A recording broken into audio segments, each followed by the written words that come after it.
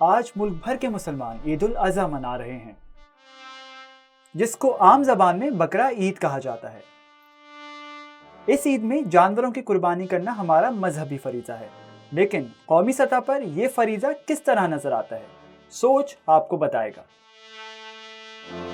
पाकिस्तान में 19 करोड़ 6 लाख मवेशी मौजूद हैं, जिनमें से तकरीबन 6 करोड़ 20 लाख ज़िबा कर दिए जाते हैं।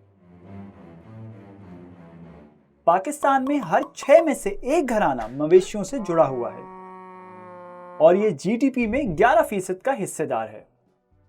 बकरा ईद पर 80 लाख से ज्यादा जानवर कुर्बान किए जाते हैं, जिनमें शामिल हैं 30 लाख गाय जिनकी लागत 126 अरब रुपए है, 40 लाख बकरे जिनकी लागत 88 अरब रुपए है, 10 लाख भेड़ जिनकी लागत 16 अरब रुपए है, 1 लाख ऊंट जिनकी लागत 12 अरब रुपए है।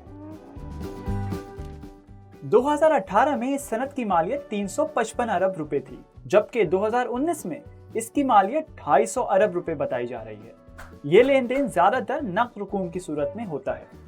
So the entire livestock industry, including Eid, is primarily cash based, right? You go to the mandis, everything is cashed, is in cash transaction.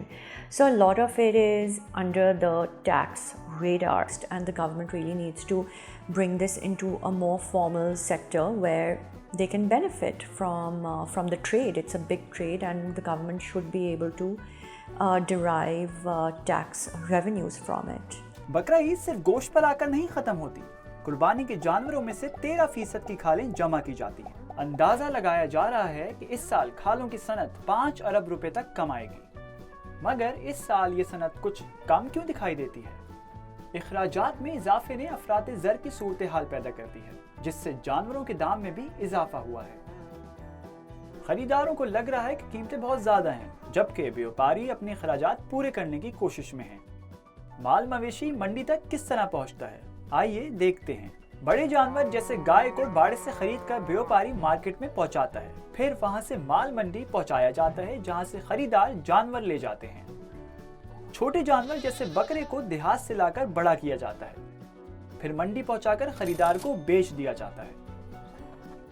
मजीद जानने के लिए टीम सोच ने कराची में सुराब गोट मंडी का रुख किया, जो कि एशिया की सबसे बड़ी मंडी है और 900 एकड़ रकबे पर फैली हुई है। मुझे जो लगा है 15-20 हज़ार रुपये ज़्यादा बता रहे हैं हर बकरे वाले। सही है, 15-20 हज़ार रुपये हर बकरे पे ज़्यादा बता रहे हैं, तो बार्गेनिंग करने पे भी ये इतना नीचे आ नहीं रहे हैं जितना आना चाहिए। जो बकरा मैं 28-30 में लाता था वो 60-70 बता रहे हैं, और नीचे आके भी 55-60 से नीचे नहीं आ रहे वो। भाई ये मिनिमम अगर हम वेट के हिसाब से लेते हैं तो 6 जो वो है खसी बकरा जो है उसके रेट हैं वेट के हिसाब से 620 रुपये 625 रुपये किलो। सही है, तो वो हमें पड़ता है 20-25 हज़ार रुपये का एक अच्छा बकरा। ये तो स्टार्ट ही यहाँ से लेते हैं 35,000 और 40,000 रुपये से, इतने बकरे के। अच्छा। और ये कम करने के लिए तैयार नहीं है। बाकी गाय की मार्केट थोड़ी कम हुई है पिछले साल के मुकाबले में। वासा वठंदा 30,000 50,000 ते 4-12 महीना मेहनत था कयूं, वो माना हींअर खपे तो 70,000 70-80 हज़ार में तो खपे। 12 महीना 100 रुपया बि ॾियाड़ी कोन थो बचे, सॼी ॾियाड़ी बचे ही कोन थो। प्लाट के पैसा 1,11,000 हर किसी को लेते हैं। वो टैक्स भी लगा, पहले 800 था, अभी 1000 ले रहे हैं। ठेकेदार लग गए, ये प्लाट का पैसा लग लेते हैं। बहुत खर्चा, पानी नहीं मिलता यहाँ। ये जो घास देता है ये 1200 रुपया बने हैं, जो पिछले साल बहुत कम था, बहुत नाजायज़ ये है। सबसे ज़्यादा फ़ायदा जो हो रहा है मैनेजमेंट को हो रहा है, कैटल मंडी की मैनेजमेंट को हो रहा है। यहाँ जो भी आता है कोई कमा के बहुत कम लोग जाते हैं, और ख़ास तौर पे वीआईपी में बहुत कम लोग कमा के जाते हैं, क्योंकि कॉस्ट इसकी बहुत ज़्यादा है। इसकी परचेज से लेके एंड ऑफ सेल तक इसकी कॉस्ट बहुत है। लेकिन फिर भी माशी मसाइल के बावजूद लोगों से तवक्को की जाती है कि वो बकरा ईद पर काफ़ी ज़्यादा खर्च करेंगे।